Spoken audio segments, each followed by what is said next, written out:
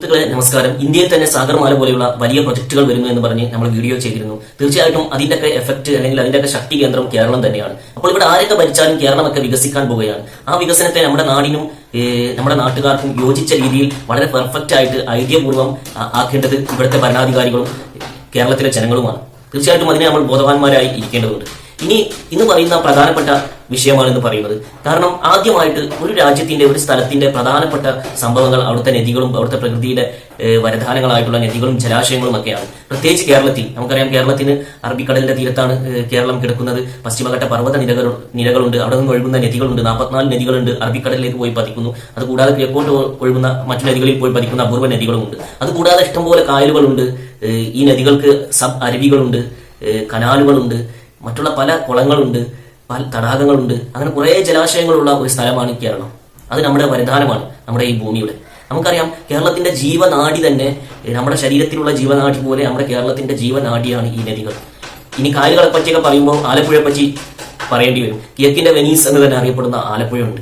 ഈ ആലപ്പുഴയെ പറ്റി നമ്മുടെ നദികളെ പറ്റിയൊക്കെ പറയുമ്പോൾ നമ്മുടെ മുന്നിലേക്ക് വരുന്നത് മലിനമായിട്ടുള്ള ഒരു ചിത്രമാണ്. നമുക്കറിയാം നമ്മുടെ നദികളൊക്കെ മലിനമായി ഇരിക്കുകയാണ്. അതിനർത്ഥം കേരളം മലിനമായി എന്നാണ് അതിനർത്ഥം. അതുപോലെ തന്നെ നദികളിൽ നിന്ന് മണ്ണെടുക്കരുത് എന്നൊക്കെ പറയുന്നുണ്ട്. എന്നാൽ ചിലർ പറയുന്നത് മണ്ണെടുത്തിട്ടില്ലെങ്കിലാണ് പ്രശ്നം, മണ്ണെടുക്കരുത് എന്ന് പറയുന്നത് ചില ലോബിക്ക് വേണ്ടിയാണ്. ഇതിന്റെ യഥാർത്ഥം എന്താണെന്നൊക്കെ നമ്മൾ പഠിക്കേണ്ടതുണ്ട്. അതുപോലെ തന്നെ കാലങ്ങളായിട്ട് കേരളത്തിലെ നദി മലിനമായിരിക്കുകയാണ്. നമ്മൾ വെള്ളത്തിനെ പറ്റി ഒരു വീഡിയോ ചെയ്തിരുന്നു.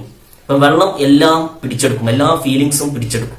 അപ്പൊ തീർച്ചയായിട്ടും ഒരു നാട്ടിലെ നദി ജലാശയങ്ങൾ മലിനമായാൽ വെള്ളം മനുഷ്യന്റെ മനസ്സുമായിട്ട് ബന്ധമുണ്ട്. അവിടുത്തെ ജനങ്ങളുടെ മനസ്സും മലിനമാകും. ഇതിന്റെ പ്രാഥമികമായിട്ടുള്ള ഒരു ലോജിക്ക് മാലിന്യമുള്ള മനസ്സാണ് ഒരു നദിയെ മലിനമാക്കൽ, അല്ലെങ്കിൽ നമ്മുടെ നദിയെ, നമ്മുടെ അരുവിയെ, നമ്മുടെ തടാകങ്ങളെ നമ്മൾ മലിനമാക്കൽ തീർച്ചയായിട്ടും മാലിന്യമുള്ള മനസ്സിൽ നിന്നാണ് അതിലേക്ക് മാലിന്യം ഇടുക എന്ന് നമ്മൾ മനസ്സിലാക്കണം. അപ്പൊ നമുക്കറിയാം കുറെ കാലം മുമ്പൊന്നും മനുഷ്യൻ ഇത്ര വേസ്റ്റുകളും പ്ലാസ്റ്റിക്കുകളും മറ്റുള്ള മാലിന്യങ്ങളൊന്നും ഉപയോഗിച്ചിട്ടില്ല എന്നുള്ളതാണ്. എന്നാൽ ഇന്നത് കൂടിയിരിക്കുകയാണ് എന്നുള്ളത് ഒരു വാസ്തവമാണ്. അതോടൊപ്പം അതിനെ മാലിന്യത്തെ സംസ്കരിക്കാനുള്ള സംഭവങ്ങളൊക്കെ നമ്മുടെ ഭരണാധികാരികളൊക്കെ പലയിടത്തും പോയിട്ട് സന്ദർശിച്ചൊക്കെ കണ്ടുവരുന്നുണ്ടെങ്കിലും അതൊന്നും ഇവിടെ വളരെ പെർഫെക്റ്റ് ആയിട്ട് ഇതുവരെ കൊണ്ടുവന്നിട്ടില്ല. വേറൊരു വശം എന്ന് പറഞ്ഞാൽ തീർച്ചയായിട്ടും ഇവിടെ മാലിന്യം സംസ്കരിക്കാനുള്ള ഇതൊക്കെ ഉണ്ട്, എന്നിട്ടും അതിലേക്ക് ജനങ്ങൾ ഇടുന്നില്ല. അപ്പൊ ഗൾഫിലൊക്കെ ഒരാൾ കൃത്യമായിട്ട് വേസ്റ്റ് കൊട്ടയിലേക്ക് തന്നെ നിക്ഷേപിക്കും, നമ്മളവിടെ അത് ചെയ്യുന്നില്ല എന്നാണ്. അപ്പൊ ഈ രണ്ട് വശവും നോക്കുമ്പോൾ ഇവിടെ കഠിനമായിട്ടുള്ള നിയമങ്ങളും വരേണ്ടതുണ്ട്. ഇപ്പോഴെല്ലാം ക്യാമറ കണ്ണിലാണ്. അപ്പൊ ഇതിന് കഠിനമായിട്ടുള്ള നിയമങ്ങളും വരണം, തക്കതായിട്ടുള്ള ശിക്ഷയും കൊടുക്കണം. അത് കൂടാതെ നമുക്കറിയാം നമ്മുടെ മാലിന്യം സംസ്കരിക്കാനുള്ള സംഭവങ്ങളൊക്കെ കേരളത്തിൽ ഇനിയും ഇതാകേണ്ടതുണ്ട്. നമുക്കറിയാം ഇപ്പൊ കേരളത്തിന്റെ ടൂറിസത്തിലൊക്കെ ഉള്ള വാർത്തകളൊക്കെ അങ്ങനെ വന്നുകൊണ്ടിരിക്കുകയാണ്. നമ്മുടെ ടൂറിസം ഒക്കെ വികസിച്ചുകൊണ്ടിരിക്കുകയാണ്. പക്ഷെ ടൂറിസത്തിന് ആദ്യം വേണ്ടത് വൃത്തിയാണ്. അതിനാദ്യമായിട്ട് നമ്മുടെ പുഴകൾ വൃത്തിയാകണം. പുഴകൾ വൃത്തിയാകാനുള്ള ഒരു പ്രൊജക്റ്റാണ്, ഒരു പ്ലാനാണ്, അല്ലെങ്കിൽ ഒരു മിഷൻ തന്നെ ഇവിടെ നടക്കേണ്ടതുണ്ട്. നമ്മുടെ 44 നദികളും അതുകൂടാതെ കായലുകളും തടാകങ്ങളും ജലാശയങ്ങളും സബ് അരുവികളും കനാലുകളും ഒക്കെ വൃത്തിയാക്കാവുന്ന. അതേപോലെയാണ് നമ്മുടെ ഓടകൾ, നമ്മൾ അഴുക്കുചാൽ എന്ന് പറയുന്നത്. ഇതിനൊക്കെ ശക്തമായിട്ടുള്ള നിയമമുണ്ട്. അതിലേക്കൊക്കെ മാലിന്യം ഇടരുത്, മാലിന്യ വെള്ളവും ബാത്റൂമിലെ വെള്ളം മുതൽ മറ്റുള്ള മാലിന്യങ്ങളൊന്നും ഇടരുത്. മഴവെള്ളം പോകാൻ വേണ്ടി മാത്രമുള്ളതാണ്. എന്നാൽ അതിലേക്കൊക്കെ മാലിന്യം ഇടുകയാണ്. അതിന് ഏറ്റവും വലിയ ഉദാഹരണമാണ് ഫേസ്ബുക്കിൽ നമ്മളൊരു വീഡിയോ ഇട്ടിരുന്നു. ഓടകളിൽ നിന്ന് വരുന്ന വെള്ളം കോഴിക്കോട് ബീച്ചിൽ, കേരളത്തിന്റെ റൊമാൻറ്റിക് ബീച്ചായിട്ടുള്ള കലാമൂല്യമുള്ള നമ്മുടെ ബീച്ചാണ് കോഴിക്കോട് ബീച്ച്. ലോകം മൊത്തം അറിയുന്ന ബീച്ചാണ്. അവിടെ വരെ ഓടയിൽ നിന്ന് വരുന്ന മലിനജലം കെട്ടിയിട്ട് ഒരു കാറ്റടിച്ചാൽ വളരെ ബാഡ് സ്മെല്ലാണ് അവിടെ വന്നവർക്കൊക്കെ കിട്ടുന്നത്. അപ്പൊ ആലോചിച്ച് നോക്കുക. അപ്പൊ നമ്മുടെ ഓടകൾ അടക്കം വൃത്തിയാക്കേണ്ടതുണ്ട്. അതിനൊരു യുദ്ധകാല അടിസ്ഥാനത്തിൽ തന്നെയുള്ള ഒരു പ്രൊജക്ട്, ഒരു മിഷൻ തയ്യാറാക്കേണ്ടതുണ്ട് എന്നുള്ളത് ജനങ്ങൾ ബോധവാന്മാരാവുകയും നമ്മളിത് പറയുകയും വേണം. കക്ഷി രാഷ്ട്രീയത്തിന് അതീതമായിട്ട് നിങ്ങൾക്ക് രാഷ്ട്രീയം ഉണ്ടാകാതിരിക്കാം, കക്ഷി രാഷ്ട്രീയമൊക്കെ. പക്ഷേ നമ്മുടെ പ്രധാനപ്പെട്ട രാഷ്ട്രീയം നമ്മുടെ നാട് നന്നാകണമെന്നാകണം. അതുകൊണ്ട് തന്നെ കേരളത്തിലെ എല്ലാവരും ഇവിടെ ആര് ഭരിച്ചാലും പറയേണ്ടത് ആദ്യമായിട്ട് ഇവിടെ ജലാശയങ്ങളും നദികളും ശുദ്ധമാക്കാനുള്ള മിഷൻ ഇവിടെ ആരംഭിക്കണം എന്നാണ്. അപ്പോഴാണ് നമ്മുടെ നാടിന്റെ മനസ്സിനും ബോധതലത്തിനും വരെ ചേഞ്ച് ഉണ്ടാവും. ഇനി ഞങ്ങളുടെ നാട്ടിലെ മലപ്പുറം ജില്ലയിലെ താനൂർ നിയമസഭാ മണ്ഡലത്തിലെ താനൂർ മുനിസിപ്പാലിറ്റിയിലെ തന്നെ ഒഴുകുന്ന ഒരു അരുവിയാണ്, ബ്രിട്ടീഷുകാരുണ്ടാക്കിയ ഒരു അരുവിയാണ് കനോലി കനാൽ. അതിലേക്ക് നിങ്ങളുടെ ശ്രദ്ധ ക്ഷണിക്കാം. അതിന്റെ ജസ്റ്റ് ചെറിയൊരു വീഡിയോ ഞാൻ എടുത്തിട്ടുണ്ട്, അതൊന്ന് കാണുക. സുഹൃത്തുക്കളെ, ഇതാണ് താനൂരിന്റെ ഹൃദയഭാഗത്ത് കൂടി തെക്ക് വടക്കായി ഒഴുകുന്ന ബ്രിട്ടീഷുകാരുണ്ടാക്കിയ കനോലി കനാൽ.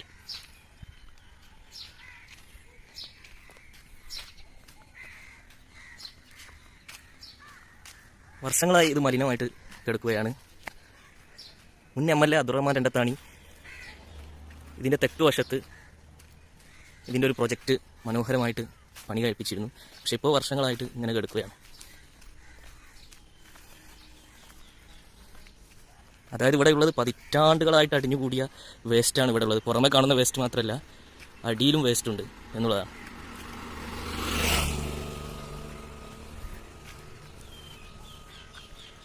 ഇതിപ്പോൾ HSM സ്കൂളിൻ്റെ അവിടെയുള്ള ഭാഗമാണ്.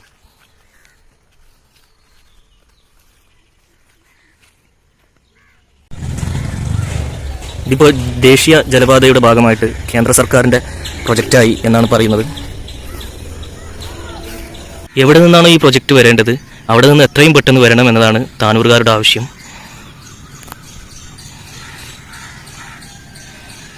കാരണം ഇത് താനൂരിൻ്റെ മുഖച്ഛായ തന്നെ മാറ്റുന്ന ഒരു പ്രൊജക്റ്റ് ആകുമെന്നുള്ള കാര്യത്തിൽ ഒരു സംശയവുമില്ല. കേന്ദ്ര പ്രൊജക്റ്റ് ആയാലും ഇപ്പോൾ എന്തൊക്കെ ചെയ്യാൻ കഴിയും, MLAക്ക് എന്തൊക്കെ ചെയ്യാൻ കഴിയും, മുനിസിപ്പാലിറ്റിക്ക് എന്തൊക്കെ ചെയ്യാൻ കഴിയും, അതൊക്കെ ചെയ്തുകൊണ്ട് എത്രയും വേഗത്തിലാകുമെന്ന് പറയാനുള്ള വേറൊരു കാരണം ഇത്ര മാലിന്യം ഇതിനടിയിലുണ്ട് എന്നുള്ളതാണ്. അതുകൊണ്ട് തന്നെ രോഗങ്ങൾ പടർത്താൻ സാധ്യതയല്ല, തീർച്ചയായിട്ടും രോഗങ്ങൾ പടർത്തിക്കൊണ്ട് ഇരിക്കുന്നുണ്ടാവും, അറിയുന്നില്ല എന്ന് മാത്രമായിരിക്കും.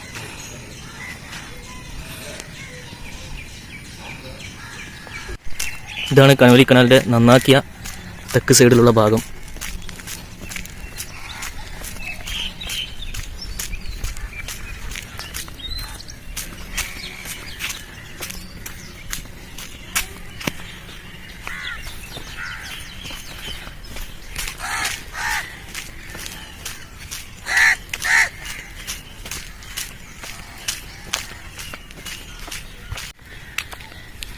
സുഹൃത്തുക്കളെ, ഇവിടെ ഇപ്പോൾ ആർക്കും വേസ്റ്റ് ഇടാൻ തന്നെ തോന്നൂല. അപ്പോൾ ഇനി കേന്ദ്ര സർക്കാരിൻ്റെ പ്രൊജക്റ്റൊക്കെ വരുമ്പോൾ ഇതിലും വലിയ പ്രൊജക്റ്റ് ആയിക്കൊണ്ട് തന്നെ സൗന്ദര്യവൽക്കരിച്ച കനോലി കനാലാണ് താനൂറുകാർ സ്വപ്നം കാണുന്നത്. അത് ശരിയായാൽ തന്നെ താനൂർ എന്ന് പറയുന്ന ഈ സ്ഥലത്തിൻ്റെ മുഖച്ഛായ തന്നെ മാറും എന്നാണ് ഉറപ്പിച്ച് പറയാനുള്ളത്. കനാലിന്റെ തീരത്തൂടെ നടന്നപ്പോൾ എടുത്ത വീഡിയോ ആണിത്. വളരെ ചുരുക്കി കാര്യങ്ങൾ പറയേണ്ടതുണ്ട്, അതുകൊണ്ട് തന്നെ കുറച്ച് വീഡിയോ മാത്രമേ കനാലിന്റെ നിങ്ങൾക്ക് കാണിച്ചു തന്നതാണ്. ഇവിടെ പ്രൊജക്ട് വന്ന സ്ഥലം എന്ന് പറഞ്ഞു, വന്ന സ്ഥലം ഇനിയും ഉണ്ട്, അങ്ങോട്ടുള്ളത് നമ്മൾ വീഡിയോ എടുത്തിട്ടില്ല. തീർച്ചയായിട്ടും അതിനപ്പുറത്തും പ്രൊജക്ട് വന്ന സ്ഥലത്തുള്ള വീഡിയോ ഉണ്ട്. അപ്പൊ ഇതിലൂടെ നടന്നപ്പോൾ, ഈ കനാലിന്റെ തീരത്തൂടെ നടന്നപ്പം ഈ വീഡിയോ ചെയ്യുന്ന മുമ്പ് എനിക്ക് ചില കാര്യങ്ങൾ കൂടി ഈ വീഡിയോയിൽ ആഡ് ചെയ്യാൻ കഴിഞ്ഞു എന്നുള്ളതാണ്. അതായത് നമ്മുടെ നാടിന്റെ സ്പന്ദനങ്ങൾ അറിഞ്ഞിട്ടാകണം ഓരോ പ്രൊജക്റ്റും വരേണ്ടത്. ഈ കനാലിന്റെ വീഡിയോ പല നാട്ടുകാരും നിങ്ങളിത് കേൾക്കുന്നുണ്ടാവും. തീർച്ചയായിട്ടും നിങ്ങളുടെ സ്ഥലത്ത് ചിലപ്പോൾ പുഴ ഉണ്ടാവും, കായലുള്ള സ്ഥലമാവും, അല്ലെങ്കിൽ മറ്റു ജലാശയങ്ങളുള്ള സ്ഥലമാവും, അല്ലെങ്കിൽ ഇതുപോലെ ചെറിയ കനാലുകളുള്ള സ്ഥലമാവും, ചെറിയ അരുവികളുള്ള സ്ഥലമാവും. അപ്പൊ അവിടെയൊക്കെ തീർച്ചയായിട്ടും നിങ്ങളും ഇത് പറയേണ്ടതുണ്ട്. കക്ഷി രാഷ്ട്രീയമായിട്ട് അത് ശുദ്ധമാകണമെന്നും അത് അതിൻ്റെതായിട്ടുള്ള തനിമയോടെ ഓരോ സ്ഥലത്തും വരേണ്ടത് ഓരോ രീതിയിലാണ് വരണമെന്നും തീർച്ചയായിട്ടും പറയേണ്ടതുണ്ട്. ഇപ്പൊ ഈ കനാലിന്റെ വിഷയത്തിലേക്ക് വന്നാൽ, നമ്മൾ പറഞ്ഞു താനൂരിന്റെ ഹൃദയഭാഗത്തൂടെ ഒഴുകുന്ന ഒരു കനാലാണ്, ബ്രിട്ടീഷുകാർ ഉണ്ടാക്കിയതാണ്, അത് പറഞ്ഞു. അപ്പൊ ഇത് പതിറ്റാണ്ടുകളായിട്ട് മലിനമായിട്ട് കിടക്കുക തന്നെയാണ്, അതൊരു സത്യമാണ്. കാരണം എന്റെ ചെറുപ്പത്തിൽ മുതൽ, അപ്പൊ 10, 15, 20 അതിന് മുന്നേ വർഷങ്ങളായിട്ട് മലിനമായി കിടക്കുകയാണ്. അത്രക്കും ഭീകരമായിട്ടുള്ള മാലിന്യം ഇതിലുണ്ട്. അപ്പൊ ഒരു നാട്ടിന്റെ മുഖമുദ്ര തീർച്ചയായിട്ടും അവിടെയുള്ള ഒരു അരുവിയും പുഴയും ഒക്കെ ആകണം, അത് ശുദ്ധമായി തെളിനീരിലൂടെ ഒഴുകുന്നതാകണം. അപ്പൊ അത് മലിനമായി കിടക്കുമ്പോൾ ഇനി അത് പറഞ്ഞിട്ട് കാര്യമില്ല, ഇനി അത് ക്ലീൻ ചെയ്യാനുള്ള പ്രോസസ്സാണ് നമ്മൾ തീർച്ചയായിട്ടും ചെയ്യേണ്ടത്. അപ്പൊ വളരെ പണ്ട്, ഇതിനു മുമ്പ്, ഞാൻ പറഞ്ഞതിന് മുമ്പ് തീർച്ചയായിട്ടും ഇവിടെ കുളിച്ചിരുന്നു, വളരെ നല്ല ജലാശയമായിരുന്നു ഈ കനോലി കനാൽ. അപ്പൊ ഇതൊരു നിർമ്മിതിയാണ്, ബ്രിട്ടീഷുകാർ നിർമ്മിച്ചതായതുകൊണ്ട് തന്നെ ഇതിന്റെ പ്രൊജക്ട് ആ രീതിയിലാണ് നമ്മൾ പറയുന്നത്. നമുക്കറിയാം, ഓരോ കാര്യവും പറയുമ്പോഴും, നാട്ടിലെ ജനങ്ങൾ ഓരോ കാര്യവും പറയുമ്പോഴും ഇവിടെ ഒരു അഹന്ത രാഷ്ട്രീയം തങ്ങി നിൽക്കുന്നുണ്ട്. അതുകൊണ്ട് തന്നെ നിങ്ങൾ ആര് പറയാനെന്നൊരു ഭാവം പല ആളുകളുടെയും ഉള്ളിൽ വന്നേക്കാം. എന്നാൽ അതവര് പുറത്തേക്ക് പറയാൻ പറ്റാത്തത് കൊണ്ട് തന്നെ പല രൂപത്തിൽ പറഞ്ഞേക്കാം. ഇപ്പൊ ഈ ഓരോ പ്രൊജക്ടുകളൊന്നും ജനങ്ങൾ പറയേണ്ട ആവശ്യമില്ല, അതൊക്കെ ഇങ്ങനെ ഇങ്ങോട്ട് വന്നോളും. അങ്ങനെ ഒരു സിറ്റുവേഷൻ ഒന്നല്ല നമ്മുടെ രാജ്യത്തുള്ളത്. തീർച്ചയായിട്ടും നമ്മൾ വോട്ട് ചെയ്ത്, നമ്മൾ വേറെ വീഡിയോ പറഞ്ഞിരുന്നു, വോട്ട് ചെയ്ത് കഴിഞ്ഞാൽ ജനങ്ങളുടെ ബാധ്യത തീരുന്നില്ല. തീർച്ചയായിട്ടും വളരെ പെർഫെക്റ്റ് ആയിട്ട് ഒരു നാട്ടിൽ ഒരു പ്രൊജക്ട് എങ്ങനെ വരണമെന്ന് തീർച്ചയായിട്ടും ജനങ്ങൾ ചർച്ച ചെയ്യേണ്ടതുണ്ട്, പറയേണ്ടതുണ്ട്. നമ്മുടെ ഇന്ത്യ രാജ്യത്ത് തന്നെ പല പ്രൊജക്ടുകളും ചുമ്മാ പല തടസ്സങ്ങളുമായി കെട്ടിക്കിടക്കുകയാണ്. അതുകൊണ്ടാണ് അതിന്റെ സ്പീഡ് കുറയുന്നത്. അപ്പൊ തീർച്ചയായിട്ടും അതിന്റെ സ്പീഡ് കൂടാനും ജനങ്ങൾ പറയേണ്ടതുണ്ട്. അപ്പൊ ഈ കനോലി കനാലിന്റെ കാര്യത്തിൽ ഇപ്പോൾ കക്ഷി രാഷ്ട്രീയ ഭേദമില്ലാതെ താനൂർ മുനിസിപ്പാലിറ്റിയുടെ പരിധിയിൽ വരുന്ന കാര്യങ്ങൾ ചർച്ച ചെയ്യാനുള്ള ഒരു ഗ്രൂപ്പ് ഉണ്ടായിരുന്നു, താനൂർ ഡെവലപ്മെന്റ് ഫോറം. അവിടെയും അതല്ലാതെ സോഷ്യൽ മീഡിയയിലും മറ്റിടങ്ങളിലും എല്ലായിടത്തും ജനങ്ങൾ കക്ഷി രാഷ്ട്രീയമില്ലാതെ കനോലി കനാലിന്റെ ആവശ്യം കൂടുതൽ ശക്തമായിട്ട് ഉന്നയിച്ചപ്പോൾ പിന്നീട് നമ്മൾ കാണുന്നത് താനൂർ മുനിസിപ്പാലിറ്റി ചെയർമാൻ, തീർച്ചയായിട്ടും അത് വളരെ നല്ലൊരു കാര്യമാണ്, കനോലി കനാൽ മിഷൻ എന്ന് പറഞ്ഞൊരു മീറ്റിംഗ് വിളിക്കുകയുണ്ടായി. അപ്പൊ അതിൽ കനോലി കനാലിനെ പറ്റിയൊക്കെ സംസാരിച്ചു ഒക്കെ ചെയ്യുന്നുണ്ടായി. തീർച്ചയായിട്ടും ഞാനും അതിൽ പോയിരുന്നു. അവിടെ നമ്മൾ പറഞ്ഞ പ്രധാനപ്പെട്ട ഒരു കാര്യം, ഈ മീറ്റിംഗ് വെറുതെ ആകരുത് എന്നുള്ളതാണ്. അതായത് നമ്മുടെ നാട്ടിലും എല്ലായിടത്തും പല മീറ്റിങ്ങുകളും നടക്കാറുണ്ട്, പക്ഷെ അത് വെറുതെ ആകരുത്, അതിന്റെ ലക്ഷ്യം കാണാൻ വേണ്ടി തന്നെയാകണം. അപ്പൊ അവിടെ ഇറിഗേഷൻ ഡിപ്പാർട്ട്മെന്റിന്റെ ഉദ്യോഗസ്ഥൻ പറഞ്ഞത് എന്താണെന്നാൽ, ഇതൊരു കേന്ദ്ര സർക്കാരിന്റെ പ്രൊജക്റ്റാണ്. തീർച്ചയായിട്ടും അതിനു മുമ്പും താനൂരിലെ ജനങ്ങളും പറഞ്ഞിരുന്നത്, ഇത് എവിടെ നിന്നായാലും കേന്ദ്ര സർക്കാരിന്റെ പ്രൊജക്ട് ആകുന്നത് തീർച്ചയായിട്ടും സാധ്യത ഉണ്ടെന്ന് ജനങ്ങൾക്ക് തന്നെ അറിയാം, നമുക്കൊക്കെ അറിയാമായിരുന്നു. കാരണം എന്താണെന്ന് പറഞ്ഞാൽ, ഈ കനോലി കനാൽ പോലെയുള്ള സംഭവങ്ങളൊക്കെ ദേശീയ ജലപാതയുടെ ഭാഗമാവുകയാണ്. പ്രത്യേകിച്ച് നമ്മുടെ തീരദേശത്തൊക്കെ സാഗർമാല പോലെയുള്ള വലിയ പ്രൊജക്ട് വരുമ്പോൾ ഇതൊക്കെ കേന്ദ്ര സർക്കാരിന്റെ ഭാഗം തന്നെ ആയിരിക്കും. അപ്പൊ ഇത് എവിടെ നിന്നായാലും പെട്ടെന്ന് വരണം എന്നുള്ളതാണ് ജനങ്ങൾ ഉന്നയിച്ചിട്ടുള്ള ആവശ്യം. അപ്പൊ അവിടെ കേന്ദ്ര സർക്കാരിന്റെ പ്രൊജക്ട് ആയതുകൊണ്ട് തന്നെ മറ്റുള്ള സംഭവങ്ങളൊക്കെ ചെയ്യാൻ തീർച്ചയായിട്ടും മുനിസിപ്പാലിറ്റിക്കും MLA ഒക്കെ പരിമിതി ഉണ്ടാകും എന്നുള്ളത് വരികയാണ്. പക്ഷേ പലതും ചെയ്തു വെക്കാനും പല സമ്മർദ്ദം ചെലുത്താനും താഴേക്കടിയിൽ നിന്ന് തന്നെയാണ് തുടങ്ങേണ്ടത്. ജനങ്ങൾ പറയണം, താനൂറിലെ ജനങ്ങൾ നിങ്ങളുടെ നാട്ടിലുള്ളത് പോലുള്ള അരുവിയും മറ്റു പുഴകളൊക്കെ അവിടെ ഉള്ളവർ നമ്മൾ കക്ഷി രാഷ്ട്രീയ ഭേദമില്ലാതെ പറയണം, ഇത് എങ്ങനെ വരണം എന്നുള്ളൊരു ചിത്രവും നമുക്കുണ്ടാകണം. തീർച്ചയായിട്ടും നമ്മുടെ നാട്ടിലെ മുനിസിപ്പാലിറ്റി ആയാലും പഞ്ചായത്തായാലും അവിടെ ഉള്ളവരും അതിന് സമ്മർദ്ദം ചെലുത്തണം. എവിടെ നിന്നുള്ള പ്രൊജക്ട് ആയാലും ഇനി നമ്മുടെ MLAയും അതുമായി ബന്ധപ്പെട്ട് എന്തൊക്കെ ചെയ്യാൻ പറ്റും എന്നുള്ളത് ചെയ്യണം. താനൂറിന്റെ MLA വി അബ്ദുറഹ്മാനാണ്, അദ്ദേഹം മന്ത്രി കൂടിയാണ്. അദ്ദേഹം കുറെ മുമ്പ് ഫേസ്ബുക്കിൽ ഒരു പോസ്റ്റ് ഇട്ടിരുന്നു. കനോലി കനാൽ കൊടുന്ന് റോബോട്ടിനൊക്കെ കൊടുത്തിട്ട് എന്തോ പരിശോധിച്ചൊക്കെ അതിന്റെ പദ്ധതികൾ ഉണ്ടാവും എന്തൊക്കെയാണെന്നൊക്കെ പറഞ്ഞ് പോസ്റ്റ് ഇട്ടിരുന്നു. ഇപ്പൊ എന്തുകൊണ്ടാണ് അതിന്റെ ഒരു പദ്ധതി ഉണ്ടായിട്ടില്ല? അത് എന്തുകൊണ്ടാണ്? കേന്ദ്ര സർക്കാരിന്റെ ആയതുകൊണ്ടാണോ? മുന്നേ എന്തുകൊണ്ടാണ് പോസ്റ്റ് ഇട്ടത്? ആ പോസ്റ്റ് ഇപ്പോൾ ചെക്ക് ചെയ്തിട്ട് കാണുന്നില്ല എന്നൊക്കെ എന്റെ പല സുഹൃത്തുക്കളും പറയുന്നുണ്ടായി FP. അപ്പൊ തീർച്ചയായിട്ടും നാട്ടിലെ ഒരു കാര്യം, പ്രധാനപ്പെട്ട വിഷയം ചർച്ച ചെയ്യുമ്പോൾ അതിനൊരു ക്ലാരിഫിക്കേഷൻ, ഒരു വിശദീകരണം തീർച്ചയായിട്ടും അവിടുത്തെ ജനപ്രതിനിധികൾ കൊടുക്കേണ്ടതുണ്ട്. അപ്പോൾ താനൂരിലെ MLAയുടെ ഭാഗത്തു നിന്നും തീർച്ചയായിട്ടും ജനങ്ങൾ ഇപ്പോൾ സോഷ്യൽ മീഡിയയിലൊക്കെ പറഞ്ഞുകൊണ്ടിരിക്കുകയാണ്, കനോലി കനാലിന്റെ വിഷയം എന്താണ്, എന്തൊക്കെ ഒരു MLAക്ക് ചെയ്യാൻ കഴിയും, കേന്ദ്ര പ്രൊജക്ട് ആണോ പൂർണ്ണമായിട്ടും, എന്തൊക്കെ MLAക്ക് ചെയ്യാൻ കഴിയും, എന്തൊക്കെ ചെയ്യുന്നുണ്ട് എന്നൊക്കെ ഇത് കൊടുക്കണം. അപ്പൊ ഈ ജനങ്ങൾ ഇത് ശക്തമായിട്ട് ചർച്ച ചെയ്തുകൊണ്ട് ഇരിക്കുമ്പോൾ തന്നെ, ഇപ്പൊ ജനങ്ങൾ ശക്തമായിട്ട് ചർച്ച ചെയ്തുകൊണ്ടിരിക്കുന്നതിന് ചെറിയ കാര്യമായിട്ടൊന്നും പറയുന്നില്ല. തീർച്ചയായിട്ടും നാടിന്റെ കാര്യങ്ങൾ ജനങ്ങൾ തീർച്ചയായിട്ടും ചർച്ച ചെയ്യുമെന്നുള്ളതാണല്ലോ. ചർച്ച ചെയ്ത് ഇരിക്കുമ്പോൾ തന്നെ കേരളത്തിലെ ബജറ്റ് അവതരിപ്പിച്ചു. അപ്പൊ 1 കോടി രൂപ, ഒരുപക്ഷെ കേന്ദ്ര സർക്കാരിന്റെ പ്രൊജക്ട് ആയതുകൊണ്ടായിരിക്കാം കൂടുതൽ കിട്ടാത്തത്. എങ്കിലും 1 കോടി രൂപ അതിൽ ജസ്റ്റ് ക്ലീനിങ് ചെയ്യാൻ തന്നെ 1 കോടി രൂപ ഒന്നും മതിയാവില്ല. എന്തൊക്കെയായാലും 1 കോടി രൂപ ഇതിന് അനുവദിച്ചിട്ടുണ്ട്. ആ 1 കോടി രൂപ കൊണ്ട് എത്രയും പെട്ടെന്ന് ക്ലീനിങ് ചെയ്യണമെന്നാണ് താനൂറിലെ ജനങ്ങളുടെ ആവശ്യം. കനാല അത്രയ്ക്കും മലിനമായിട്ട് കിടക്കുകയാണ്. അതുപോലെ തന്നെ ഇത് കേന്ദ്ര സർക്കാരിനോട്, കാരണം ഇവിടെയുള്ള പ്രശ്നം എന്ന് പറഞ്ഞാൽ ഇത് വളരെ മലിനമാണ്. ഇതിന്റെ മുകളിൽ മാത്രമല്ല, അതായത് സന്നദ്ധ സംഘടനകളും അല്ലെങ്കിൽ വലിയ ക്ലബ്ബുകളും നാട്ടുകാരും ക്ലീൻ ചെയ്താൽ പോലെ അത്രയ്ക്കും അടിയിലൊക്കെ മാലിന്യം ഉണ്ടാകാൻ സാധ്യതയുണ്ട്. പതിറ്റാണ്ടുകളുടെ മാലിന്യമാണ്. അപ്പോൾ തീർച്ചയായിട്ടും ഇത് സർക്കാർ തലത്തിൽ നിന്ന് തന്നെ ശക്തമായിട്ടുള്ള ക്ലീനിങ് ഉണ്ടാകണം. അപ്പൊ അതിന് മുനിസിപ്പാലിറ്റി 12 ലക്ഷം വെച്ചിട്ടുണ്ട് എന്ന് ആ മീറ്റിംഗിൽ പറഞ്ഞിരുന്നു. അപ്പൊ ആദ്യമായിട്ട് ഇവിടെ നടക്കേണ്ടത് ആ ക്ലീനിങ് ആണ്. ആ ക്ലീനിങ് വളരെ സുന്ദരമായിട്ട് ആദ്യമായി നടക്കണം. കാരണം ഇത് രോഗങ്ങൾ വരെ പടരാൻ സാധ്യത ഉണ്ടെന്നല്ല, താനൂറിൽ ഇതുകൊണ്ട് പല പ്രശ്നങ്ങളും ഉണ്ടാകുന്നുണ്ടാവും. ഇതുകൊണ്ടാണെന്ന് അറിയുന്നില്ല എന്ന് മാത്രമേ ഉള്ളൂ. അപ്പൊ തീർച്ചയായിട്ടും ഇതിന്റെ കേന്ദ്ര പ്രൊജക്ട് നമുക്കറിയാം. നേരത്തെ നമ്മൾ പറഞ്ഞു, രണ്ടത്താണി ഈ MLA ആകുമ്പോൾ മുൻ MLA ഇവിടെ ഇതിന്റെ ഒരു ഭാഗത്തൊരു പ്രൊജക്ട് കൊണ്ടുവന്നിരുന്നു. തീർച്ചയായിട്ടും ആരൊക്കെ കൊണ്ടുവന്നാലും പ്രൊജക്ട് ജനങ്ങളുടെ ഖജനാവിൽ നിന്ന്, ജനങ്ങളുടെ ഫണ്ടിൽ നിന്നാണ് ഓരോ പ്രൊജക്റ്റും ഇവിടെ വരുന്നത്. ഇത് നമുക്കൊക്കെ അറിയാമെങ്കിലും നമ്മുടെ ബോധത്തിൽ എവിടെയൊക്കെയോ ഉണ്ടെങ്കിലും പുറത്തേക്ക് വരുമ്പോൾ ആരൊക്കെയോ ഈ ബോധമില്ലാത്ത ഒരു സംഭവമാണ് വരുന്നത്. അതുകൊണ്ടാണ് ഞങ്ങൾ ചെയ്തു, ഇവര് ചെയ്തു, അവരാണെങ്കിൽ ചെയ്യണ്ട എന്നുള്ള ഒരു ബോധമൊക്കെ നമ്മുടെ രാഷ്ട്രീയത്തിലൊക്കെ വരുന്നത്. ആര് ചെയ്താലും ആര് ഭരിക്കുമ്പോഴായാലും ജനങ്ങളുടെ ഫണ്ടിൽ നിന്ന് ജനങ്ങൾക്ക് വരാനുള്ളത് അതിന്റെ ഡ്യൂട്ടി വളരെ പെർഫെക്റ്റ് ആയിട്ട് നിർവഹിക്കുക എന്നുള്ളതാണ്. അതുകൊണ്ട് തന്നെ ഇത്രയും മലിനമായി കിടക്കുന്നത് കൊണ്ട് തന്നെ ഇത് അർജന്റായിട്ട് ഇവിടെ ക്ലീനിങ്ങും വരേണ്ടതുണ്ട്. അത് കേന്ദ്ര സർക്കാരിലേക്ക് അവതരിപ്പിക്കേണ്ടതുണ്ട്. ഇപ്പൊ അറിയാം, ഇവിടുത്തെ MP സ്ഥാനാർത്ഥി ഇവിടെ പൊതുവെ UDF ആണ് ജയിക്കുന്നത്. അപ്പൊ ഇവിടുത്തെ MP സ്ഥാനാർത്ഥി സമദാനിയോട് നമ്മുടെ ഡിവിഷനിലുള്ള, അപ്പൊ ഞാൻ നിൽക്കുന്ന താനൂരിലെ മുനിസിപ്പാലിറ്റിയിലെ 35ാം ഡിവിഷനിലുള്ള അദ്ദേഹത്തിന്റെ പാർട്ടിയിലെ പ്രവർത്തകർ തന്നെ ഇത് ഉണർത്തിയിരുന്നു എന്ന് പറഞ്ഞിരുന്നു. ഇലക്ഷൻ സമയത്ത് ആയതുകൊണ്ടാണ് ഉണർത്തിയിരുന്നു എന്ന് പറഞ്ഞിരുന്നു. അദ്ദേഹം ഇത് മുഖവിലക്ക് എടുക്കുമെന്ന് പറഞ്ഞിരുന്നു. ഇനി എന്താ സംഭവിക്കുക എന്നൊന്നും അറിയില്ല. അപ്പോൾ ആദ്യമായിട്ട് ഇവിടെ ഒരു ക്ലീനിങ് നടക്കേണ്ടതുണ്ട്. ആ ക്ലീനിങ് നടത്താൻ തീർച്ചയായിട്ടും മുനിസിപ്പാലിറ്റിക്ക് സാധിക്കും, MLAക്കും സാധിക്കും എന്നുള്ളതാണ്. അതുപോലെ ഇത് കേന്ദ്ര പ്രൊജക്ട് ആവുന്ന മുന്നേ ചെയ്യേണ്ട ഒരു സംഭവമാണ് ഇതിന്റെ ഈ സൈഡിലും ക്യാമറ സ്ഥാപിക്കുക എന്നുള്ളത്.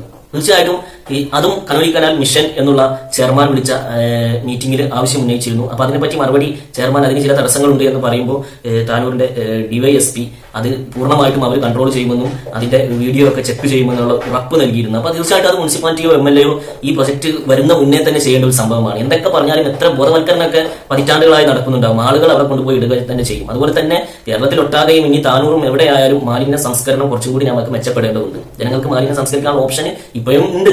അപ്പൊ തീർച്ചയായിട്ടും ക്യാമറ ഉണ്ടാവുമ്പോൾ കറക്റ്റ് ആയിട്ടുള്ള നടപടി എടുക്കുക. ഇപ്പൊ തന്നെ മാലിന്യം കനാലിലേക്കോ എവിടെയെങ്കിലും ഇടുന്നത് കണ്ടാൽ അത് വീഡിയോ എടുത്ത് അയച്ചു കൊടുത്താൽ ഇത്ര ക്യാഷ് പ്രൈസ് കിട്ടും, അവരുടെ പുറത്തേക്ക് അറിയിക്കില്ല ആരാണ് അറിയിച്ചത്, നടപടി ഉണ്ടാകും എന്നൊക്കെ പറഞ്ഞിട്ട് ആ നമ്പറിലേക്ക് മെസ്സേജ് അയക്കുന്ന ആ നമ്പർ സൈലന്റ് ആയി എടുക്കാൻ അങ്ങോട്ട് മെസ്സേജ് പോയവരെ നോക്കുന്നില്ല എന്നുള്ള ഒരു പരാതി ഗ്രൂപ്പുകളിലൊക്കെ കണ്ടിരുന്നു. അപ്പൊ തീർച്ചയായിട്ടും ഈ ക്യാമറ ഇതിന്റെ മുന്നിൽ വരേണ്ടതുണ്ട്. അതേ മുമ്പ് ഈ കേന്ദ്ര പ്രൊജക്ട് വരുന്ന മുന്നേ തന്നെ അത് ക്ലീൻ ആക്കി വെക്കേണ്ടതുണ്ട്. അതുപോലെ തന്നെ കേന്ദ്ര പ്രൊജക്ട് വേഗത്തിലാക്കാൻ MLAയും ഇവിടുത്തെ ഇനി ആരാണോ MP അവരുമൊക്കെ സമ്മർദ്ദം ചെലുത്തേണ്ടതുണ്ട്. ഇനി നമുക്ക് കനോലി കനാൽ എങ്ങനെയാണ് വരേണ്ടത് എന്നുള്ളത് തീർച്ചയായിട്ടും നോക്കാം. നമുക്കറിയാം, താനൂരിന്റെ ഹൃദയ ഭാഗത്തു കൂടി താനൂർകാർ ഇത് വളരെ ശക്തമായിട്ട് ഒന്നായി പറയേണ്ടതുണ്ട്. നമ്മൾ പറഞ്ഞാൽ തീർച്ചയായിട്ടും ഒരു സ്പീഡിൽ നമ്മൾ വിചാരിക്കുന്ന പോലെ തന്നെ വരുന്നതാണ്. താനൂരിന്റെ മുഖച്ഛായ തന്നെ മാറുന്നതാണ്.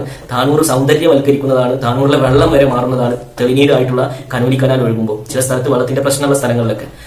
അപ്പോൾ ആദ്യമായിട്ട് വേണ്ടത് ഇരു സൈഡിലും റോഡ് എന്നുള്ള ഒരു സങ്കല്പമാണ്. ഇപ്പൊ കനാലിന്റെ പല സൈഡിലും റോഡ് ഉണ്ട്. അപ്പൊ ഇരു സൈഡിലും റോഡ്, അതുപോലെ കനാലിന്റെ ഇരുവശത്തും ഭിത്തി കെട്ടുക. ശാസ്ത്രീയമായിട്ട് തന്നെ എത്രയാണോ ആഴം കൂട്ടേണ്ടത്, ഇനി ബിഗ് പ്രൊജക്ട് ആയിരിക്കും വരെ, എത്രയാണോ ആഴം കൂട്ടേണ്ടത്, എത്ര വീതി വേണം, അതൊക്കെ തീരുമാനിച്ചിട്ട് ഇരു സൈഡിലും ഭിത്തി കെട്ടുക. നിങ്ങൾ ഓർക്കുക, മറ്റുള്ള നാട്ടുകാരൊക്കെ ഇതൊരു കൃത്യമായിട്ട് ഉണ്ടാക്കിയ കനാലാണ് ബ്രിട്ടീഷുകാർ. അപ്പൊ ചില കനാലൊന്നും ഭിത്തി കെട്ടേണ്ട ആവശ്യം ഉണ്ടാവില്ല, നമ്മുടെ പ്രകൃതിയോടൊക്കെ യോജിച്ച് പോലെ നോക്കണം. ഇപ്പൊ എനിക്ക് നടന്നപ്പോൾ എനിക്ക് തോന്നിയ വേറൊരു കാര്യം, ചില സ്ഥലത്ത് ഭിത്തി വേണ്ടാന്നാണ്. ചില സ്ഥലത്ത് മനോഹരമായി കൂടുതലായിട്ട് തന്നെ കണ്ടൽക്കാടുകളുണ്ട്.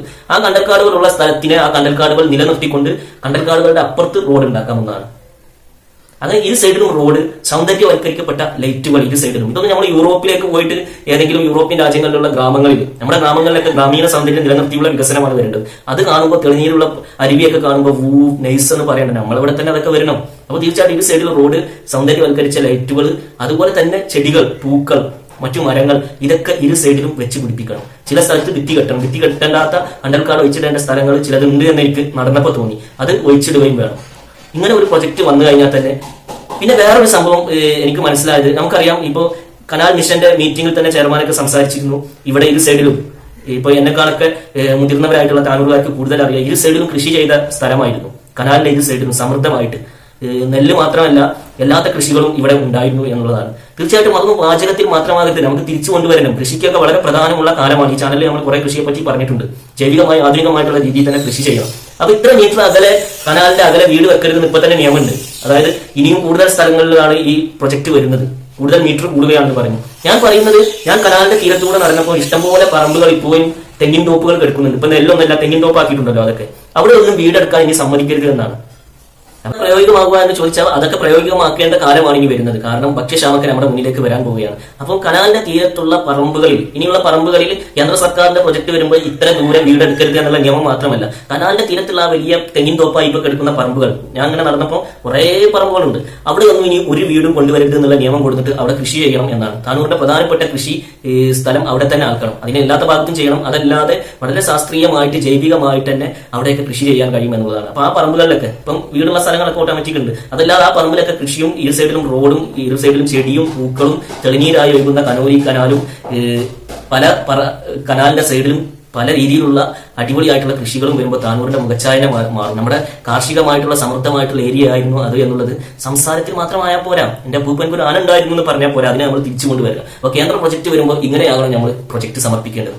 ജനങ്ങൾ സമർപ്പിക്കുന്ന പ്രൊജക്ട് ആകണം വരേണ്ടത്. ഇപ്പൊ നമ്മൾ പറയും പ്രകൃതി നശിപ്പിക്കരുത് എന്നൊക്കെ പറഞ്ഞ് ജനങ്ങൾ ആ ഒരു പ്രൊജക്ടിനെ ഇല്ലാതാക്കുന്നു. അങ്ങനെയല്ല, ഇവിടെ പ്രൊജക്ടുകൾ വരട്ടെ, പക്ഷെ നമ്മുടെ നാടിനോട് ചേർന്ന രീതിയിൽ നോക്കൂ. ഒരു പ്രൊജക്ട് വരുമ്പോൾ നമ്മുടെ കാർഷിക മേഖല വരെ, ഇല്ലാത്ത പണ്ടുണ്ടായിരുന്ന കാർഷിക മേഖല വരെ തിരിച്ചു വരുന്ന രീതിയിൽ നമുക്ക് കനോലി കനാലിനെ കൊണ്ടുവരാൻ കഴിയും, വലിയ പ്രൊജക്ട് ആയിക്കൊണ്ട്. അതുപോലെ തന്നെ കനോലി കനാലിൽ വലിയ ഹൗസ് ബോട്ടുകളൊന്നും ഓടാൻ കഴിയില്ല, അങ്ങനെ ഓടണമെന്നൊന്നും ആരും പറഞ്ഞിട്ടില്ല.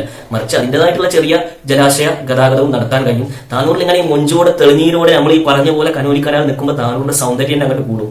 താനൂരിന്റെ ഹൃദയം ശുദ്ധിയാവും, താനൂരിന്റെ മനസ്സ് ശുദ്ധിയാവും. ജലവും മനസ്സും ബന്ധപ്പെട്ട് കിടക്കുകയാണ്. ജലത്തിൽ നിന്ന് മാലിന്യം പോയാൽ മനസ്സിൽ നിന്നും കുറേയൊക്കെ നമ്മുടെ നാട്ടിലുള്ള മാലിന്യങ്ങളൊക്കെ പോകും. നമ്മൾ പിന്നെ ഒരു ശുദ്ധിയുടെ സംസ്കാരം നമ്മളിലേക്ക് വരും. തീർച്ചയായിട്ടും താനൂറുകാർ സ്നേഹമുള്ളവരാണ്, സെൽഫിഷുകാരല്ല. നിനക്ക് ഞാനുണ്ട് എന്ന് പറയുന്ന ഒരു ജനതയാണ് താനൂരിലുള്ളത്, പ്രത്യേകിച്ച് താനൂരിന്റെ തീരദേശത്ത്. അതൊക്കെ ഒന്നും കൂടി നമ്മുടെ നാട് വേറെ ഒരു കുതിപ്പിന് തയ്യാറായി നിൽക്കും ഈ കനോലി കനാൽ മനോഹരമായ. തീർച്ചയായിട്ടും ഇത് കേൾക്കുന്ന മറ്റുള്ളവരും നിങ്ങളുടെ നാട്ടിലുള്ള അരുവിയെ പറ്റിയും നിങ്ങളുടെ നാട്ടിലൂടെ ഒഴുകി പോകുന്ന പുഴയെ പറ്റിയും മറ്റു ജലാശയത്തെ പറ്റിയൊക്കെ സംസാരിക്കുക. അപ്പൊ നമ്മുടെ കേരളത്തിലെ ജലാശയങ്ങൾ, പുഴകൾ ഒക്കെ മനോഹരമാകട്ടെ, ശുദ്ധമാകട്ടെ, തെളിനീരായി ഒഴുകട്ടെ. താനൂരിലെ കനോലി കനാൽ തെളിനീരായി ഒഴുകാൻ നമ്മൾ സങ്കല്പിക്കുകയും ഈ പ്രൊജക്ട് എങ്ങനെയാണ് വരേണ്ടതെന്ന് സങ്കല്പിക്കുകയും ഇത് ശക്തമായിട്ട് പറയുകയും വേഗത്തിലാക്കുകയും വേണം. ജനങ്ങളാണ് ആക്കേണ്ടത്. ജനാധിപത്യത്തിൽ ജനങ്ങളാണ് രാജാക്കന്മാർ. അപ്പോൾ ഓക്കെ.